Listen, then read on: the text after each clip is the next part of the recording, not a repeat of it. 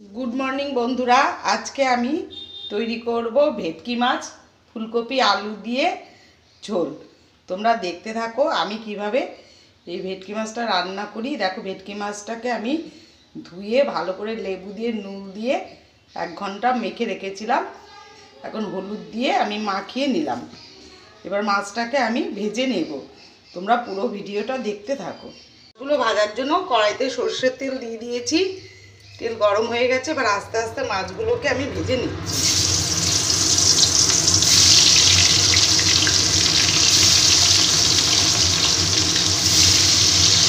মাছগুলোকে আমি লাল লাল করে ভেজে নিয়েছি। এবার ওই মাছ ভাজা তেলে ফুলকপিগুলো ভেজে নেব।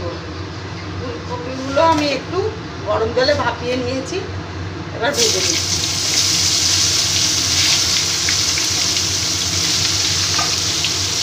একটু হলুদের গুঁড়ো দিয়ে দিলাম, দিয়ে ফুলকপিগুলো একটু ভেজে নেব। ফুলকপিগুলো দেখো লাল লাল করে ভেজে নিয়েছি। এবার ফুলকপিগুলোকে তুলে নিচ্ছি। এইভাবে করে আমি ভেজে নিয়েছি। তেলে আমি লম্বা লম্বা করে কেটে রাখা আলুটাকেও ভেজে নিচ্ছি। একটু হলুদের গুঁড়ো দিয়ে দিলাম আর সামান্য নুন দিয়ে দিলাম, দিয়ে আলুটাকে আবার লাল করে ভেজে নেব। আলুটাকে ভালো করে ভেজে নিয়েছি। এবার আলুটাকে তুলে নিচ্ছি।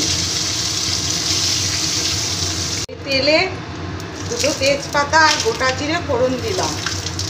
ফোড়নটাকে একটু ভেজে নেব। তারপর কেটে রাখা একটা পেঁয়াজ কুচি দিয়ে দিলাম। পেঁয়াজ কুচিটাকে লাল করে একটু ভেজে নেব।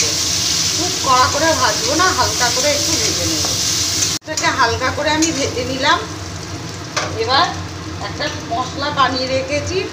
একটা টমেটো, কাঁচা লঙ্কা, 2 শুকনো লঙ্কা, আদা, রসুন একসাথে বেটে নিয়েছি। এবার এর সাথে আমি ভালো করে একটু কষিয়ে নেব, আদা রসুনের কাঁচা গন্ধটা যাওয়া পর্যন্ত। চামচ জিরে আর ধনের গুঁড়ো দিয়ে দিলাম। জলে ভিজিয়ে রেখেছিলাম, এটাকে দিয়ে দিলাম। স্বাদ মতো নুন আর হলুদ দিয়ে দিলাম। এবার মশলাটাকে ভালো করে কষিয়ে নেব যতক্ষণ না তেল ছাড়বে মশলা থেকে। মশলাটা ভালো করে কষিয়ে নিয়েছি। এবার ভেজে রাখা ফুলকপি আর আলুগুলো দিয়ে দিচ্ছি। মশলার সাথে আবার ভালো করে ফুলকপি আর আলুটা কষিয়ে নেব। আলুর সাথে মশলাটা ভালো করে কষানো হয়ে গেছে। এবার আমি পরিমাণ মতন জল দিয়ে দিচ্ছি।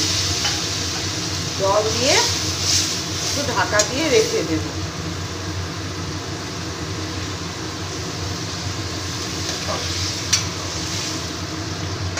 ঢাকা দিয়ে আমি সেদ্ধ হতে দেব।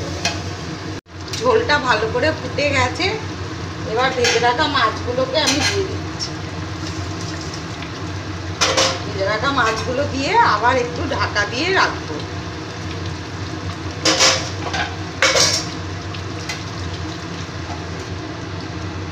মাছটা প্রায় আমার হয়ে এসছে। ওপর থেকে আমি একটু গরম মশলার গুঁড়ো ছড়িয়ে দিলাম, দিয়ে ভালো করে একটু মিশিয়ে নিয়ে কিছুক্ষণ আবার ঢাকা দিয়ে রেখে দেব। আবার একটু ঢাকা দিয়ে আমি রেখে দিচ্ছি। ভেটকি মাছ আমার ফুলকপি আলু দিয়ে কষা কষা করে দেখো হয়ে গেছে। এইভাবে তোমরা একবার রেসিপিটা করে দেখো, ফুলকপি আলু দিয়ে ভেটকি মাছ কষা।